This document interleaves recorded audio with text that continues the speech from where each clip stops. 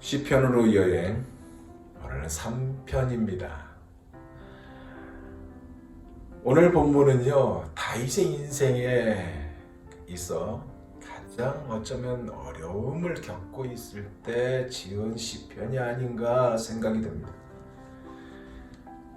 자기에게 생긴 상황, 그 상황을 고백함으로 자신을 비롯한 그리고 후세의 성도들에게 어려운 상황에 처했을 때 어떻게 해야 하는지를 가르쳐 주고 있는 말씀이 오늘 본문입니다. 여러분, 어려운 상황이 생길 때 어떻게 하십니까? 사람을 바라봅니까? 아니면 여호와께 나옵니까? 다윗은 그 후자였어요. 이렇게 어려움을 닥쳤을 때 어떤 지혜를 가져야 하는지를 교훈하고 있는데, 오늘 본문을 보니까 한 3가지로 우리가 엿볼 수가 있습니다. 그 첫째가 뭐냐? 아무리 힘들어도 희망의 믿음을 가지라, 그 얘기입니다. 그가 닥친 어려운 상황은 뭡니까? 아들 압살롬의 반란이죠. 참 잘생긴 셋째 아들입니다. 지혜가 아주 뛰어난 아들이에요. 특별히 여러 아들 중에서 다윗이 가장 사랑하던 아들이었습니다. 그런데 그가 백성들의 마음을 빼앗아서 아버지를 대적하는 반란을 일으켰습니다. 그러니까 한마디로 아버지의 가슴에 칼을 꽂았죠. 아버지를 배신했어요. 다윗을 따랐던 사람들보다 압살롬을 따르는 백성들이 더 많았어요. 그래서 다윗은 황급히 자신을 따르는 일부 사람들과 더불어 왕궁을 떠나 피신하게 되었습니다. 그때 지은 시편이 바로 오늘 우리가 나누게 될 오늘 본문 시편 3편이에요. 1절을 보세요. 이렇게 시작합니다. 여호와여, 나의 대적이 어찌 그리 많은지요. 일어나 나를 치는 자가 많으니이다. 무슨 얘기냐? 다윗 자신의 고통을 그대로 담고 있는 탄식입니다. 쉽게 표현하면, 하나님, 나를 죽이겠다는 사람들이 너무나 많아요. 그 가운데는 제 아들 압살롬이 있어요. 이 말이에요.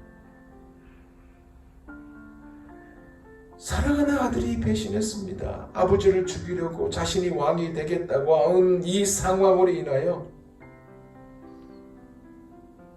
도망치는 다윗 자신을 생각하면 너무나 부끄럽기도 하고 너무나 고통스러워서 차마 얼굴을 들 수가 없는 형편, 이 말씀입니다. 그런데 다윗의 수모가 이것으로 끝난 것이 아니라 계속 연속이죠. 2절 보세요. 많은 사람이 나를 대적하여 말하기를 그는 하나님께 구원을 받지 못한다 하나이다.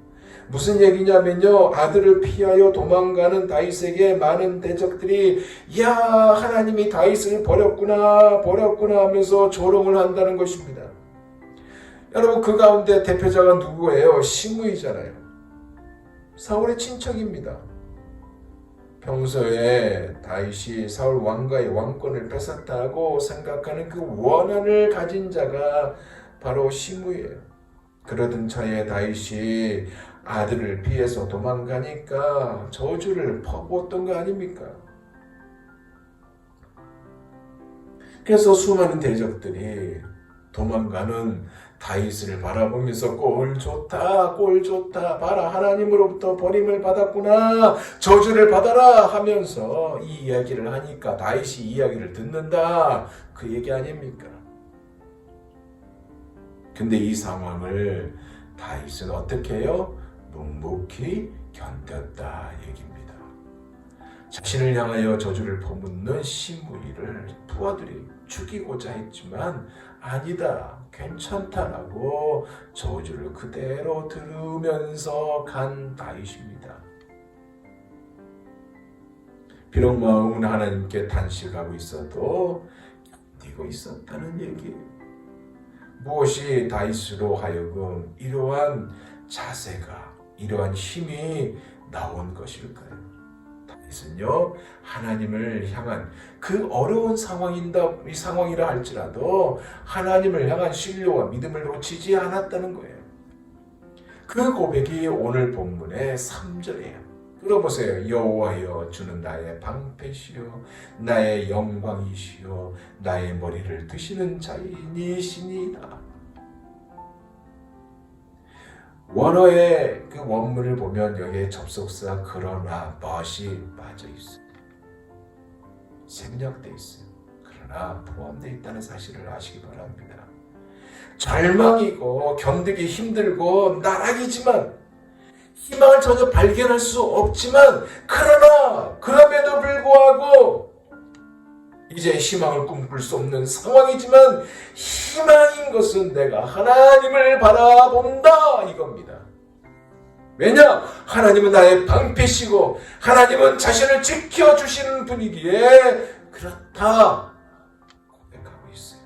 뿐만 아니라 하나님이 나의 영광이 되시고 나의 머리를 드시는 분이다. 회복시켜 주신다. 나락의 상황에서 자신이 다시 머리를 들 수 있게끔 자신의 영광을 회복시켜 주실 분이다 라고 고백하고 있어요.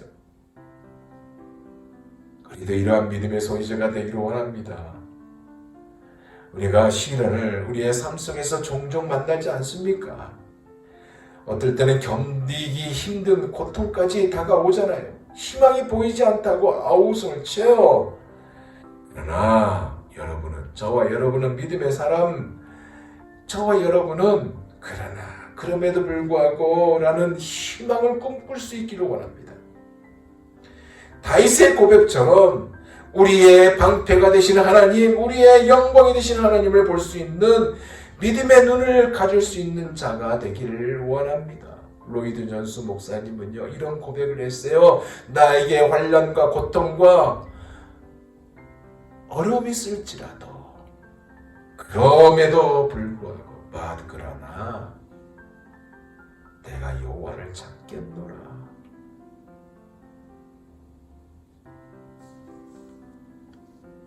이렇게 고백했습니다. 이 고백이 우리의 고백이 되기를 원합니다. 두 번째로 어떤 교훈을 주고 있냐? 어려울 때 기도하라 라는 교훈을 주고 있어요. 바꿔 말하면 이건요, 하나님은 우리의 기도를 들으신다는 말씀이에요. 4절 보세요. 내가 나의 목소리로 여호와께 부르짖으니 그 다음에 뭐예요? 그의 성산에서 응답하시는도다. 부르짖어 기도했더니 응답하셨다는 말씀이에요. 사랑하는 여러분, 주님께서 말씀하셨죠. 마가복음 11장 24절에요. 그러므로 내가 너희에게 말하노니 무엇이든지 기도하고 구하는 것은 받은 줄로 믿으라. 그리하면 너희에게 어떻게 해요? 그대로 되리라 하셨어요. 구하는 것은 받은 줄로 믿으라. 바꿔 말하면 믿음을 가지고 기도하라. 그 말씀입니다. 소망이 없는 상황처럼 보였으나 부르짖음에 응답하신 하나님이라는 사실을 믿어라 그예요. 그러면 하나님의 역사를 보게 된다는 이 사실. 그래서 다윗이 이렇게 고백하고 있잖아요. 5절과 6절입니다. 내가 누워 자고 깨었으니 여호와께서 나를 붙드심이로다. 천만인이 나를 에워싸 진친다 하여도 나는 두려워하지 아니하리이다. 놀랍죠? 다윗의 상황 보세요. 견딜 수 없는, 있어서는 안 된 일을 경험하고 있는 다윗입니다. 아들이 아버지를 죽이려고 왕이 되겠다고 배신하고 반란을 일으켜서 자신을 도망치고 있는데 사람들은 이야 비웃으면서 하나님으로부터 버림받은 다윗이여 라면서 저주를 퍼붓는 이 소리도 들었고, 그런 상황인데도 편히 누워서 자고 깼습니다. 금방 죽을 수 있는 상황인데도 두 다리 쭉 뻗고 편히 잔다? 있을 수 있을까요?